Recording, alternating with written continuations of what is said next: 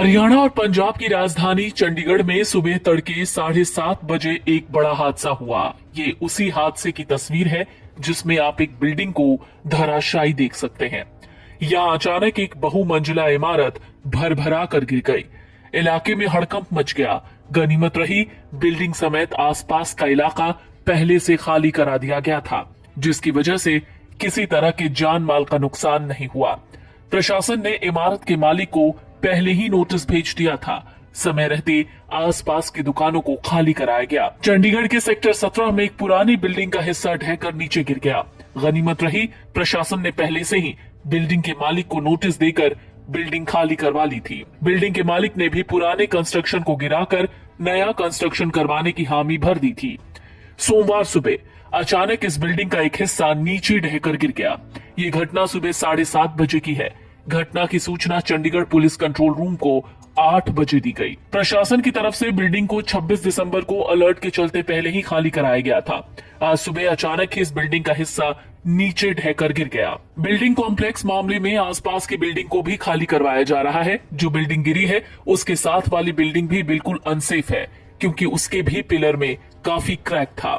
हालांकि जो बिल्डिंग गिरी है उसके साथ वाली बिल्डिंग को भी पूरी तरीके से खाली करा दिया गया था। ध्वस्त हुई बिल्डिंग के ठीक बगल में यस बैंक की इमारत है। हालांकि छुट्टी है, लेकिन फिर भी एहतियातन इसे असुरक्षित ही देखा जा रहा है। पंजाब और हरियाणा की राजधानी चंडीगढ़ के सेक्टर 17 में डिप्टी कमिश्नर कार्यालय के पास स्थित एक होटल सोमवार तड़के ढह गया। कुछ दिन पहले ही इसे असुरक्षित घोषित करके खाली कराया गया था। इस घटना में कोई हताहत नहीं हुआ। होटल महफिल पिछले कुछ सालों से बंद था।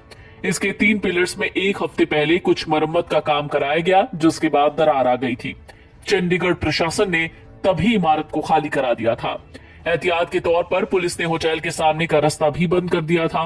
ये होटल 1960 के दशक में बना था।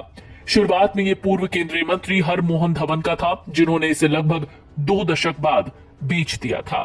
सुबह का वक्त होने की वजह से लोगों की आवाजाही भी नहीं थी। सुबह जैसे इमारत गिरने की सूचना मिली, मौके पर पुलिस और प्रशासन के कई अधिकारी पहुंचे। जानकारी के मुताबिक ये इमारत पिछले कई सालों से जर्जर स्थिति में थी। इसमें बड़ी दरारें आ चुकी थी, जिसके चलते इसे खाली करवाया गया और आसपास के कॉरिडोर को भी बंद कर दिया गया था। इमारत के गिरने से आसपास की इमारतों को भी नुकसान हुआ है। ये इमारत कोने पर बनी थी और इसके बिल्कुल पीछे की इमारत के पिलर भी क्षतिग्रस्त हो गए।